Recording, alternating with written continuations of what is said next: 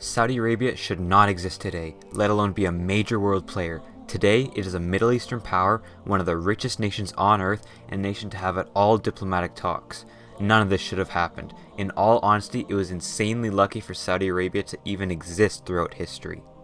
Just looking at its geography tells a lot. A desert nation with no rivers, barely any fresh water, and almost no trees doesn't typically do well. You can't survive, let alone live in probably about 99% of Saudi Arabia.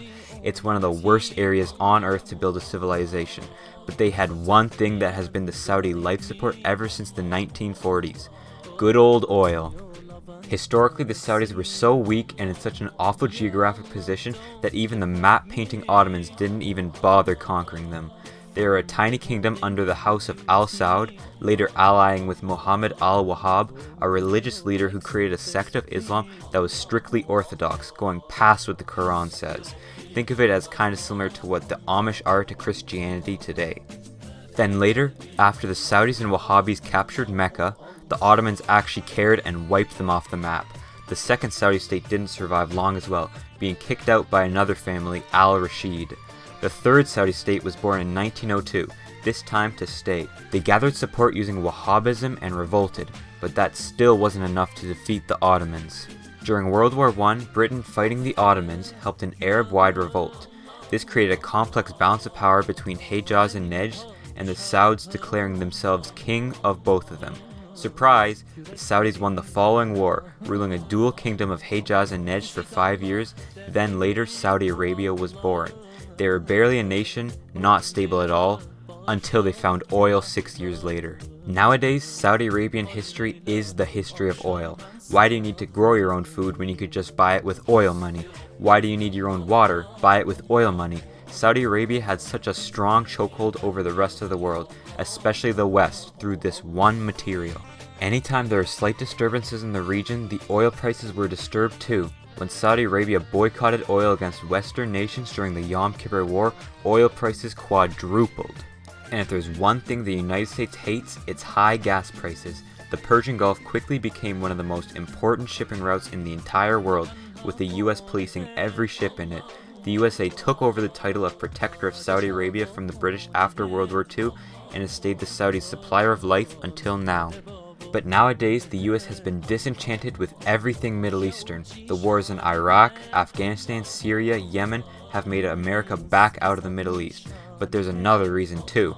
The US can now fully supply itself with its own energy. The shale revolution has allowed the nation to use shale gas to supply themselves in their own backyard as a greener method too. So where is Saudi Arabia going now that their main guarantor of independence is leaving them? Not far, that's for sure. No other nation on earth has a big enough navy, large enough population, and are willing to protect the Saudis. China doesn't have the navy, France is getting their oil from Africa, and the Iranians would never do business with the Saudis. It looks like their oil high has run out. Domestically, Saudi Arabia is a nation still very much stuck in the medieval age. It's one of the only nations left on the planet to still be an absolute monarchy, the only other ones also in Arabia or microstates. Simply put, the Saudi Arabian people just do not have freedom. Executions are commonplace, with public beheadings not uncommon in Riyadh. It is a nation very entrenched in Sharia law, controlling many parts of life. Journalists are chopped up for spreading free speech. Women are killed for witchcraft. Homosexuals are stoned to death. It takes a lot of work and force to uphold this system, a system which has been out of use since the Enlightenment. So how does it survive to the modern day?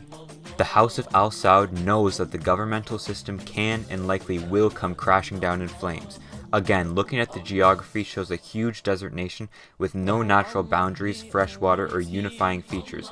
Deserts are simply unstable places to live in just due to resource scarcity, and Saudi Arabia is only desert. So to keep the people from revolting and turning the kingdom upside down, they do a couple things.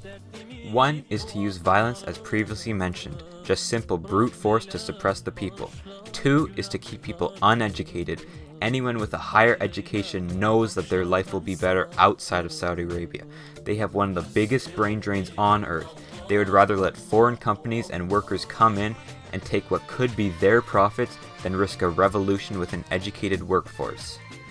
And 3, militarily Saudi is very interesting.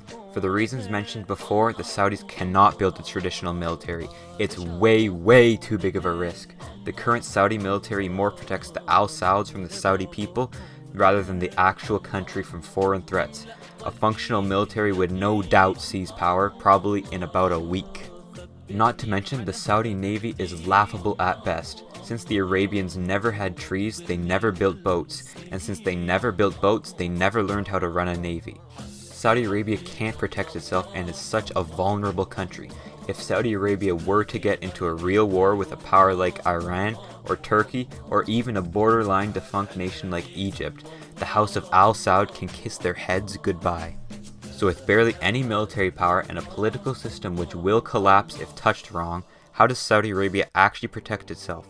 Let's count how many failed states are near the Saudis.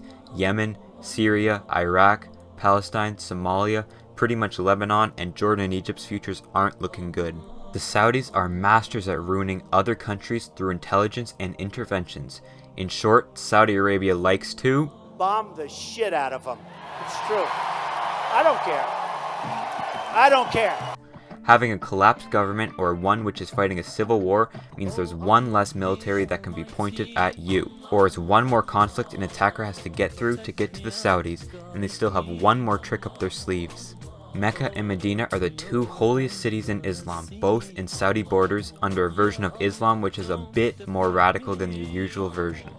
In any other timeline, this should not have been the case.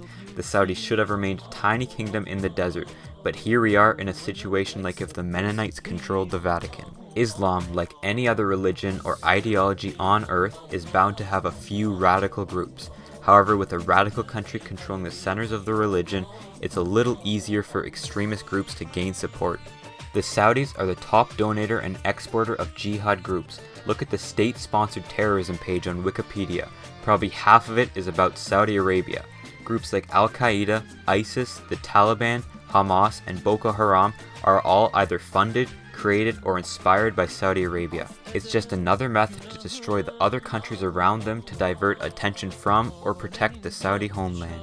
The only reason major nations with actual morals put up with the Saudis is because they need oil, not just for cars but for energy, concrete, infrastructure, hospitals, and their military. The West would rather have murder-happy Saudi Arabia there than murder-happy but a little bit less so Iran, because the Saudis will sell them cheaper oil. But with dependence on oil, especially Saudi oil, declining in the West, Saudi Arabia will lose their biggest partners. Their best bet is to sell to emerging economies in Asia, maybe Africa, but without a military guarantee, it's unlikely they'll live to see those days. Saudi Arabia is in general a very weird nation. A medieval-style nation with modern-day issues and politics. The House of Al Saud has absolute control over the country, using brute force in every situation they can. Its geography meant a powerful nation should never have emerged here, and the same geography means it's on the brink of revolution every month. It cannot build a normal labor force or military for fear of that revolution. Their real military is used to prevent such revolt. Instead, they decide to crumble the other countries around them to stay protected and export jihad fighters to work for them. Saudi Arabia will have a very hard future. Personally, I can't see the House of Al Saud surviving this century, but who knows, they've already survived this long. Insane luck and oil let them survive for decades. Saudi Arabia is a house of cards. Any wrong move or external pressure like war, food or water shortage, falling oil demands, or a changing climate will knock it over. And it looks like their luck might have finally ran out. If you enjoyed this video, blow up that thumbs up button and go jihad on the subscribe button, or else your future will be worse than the Al Sauds. Thanks for watching.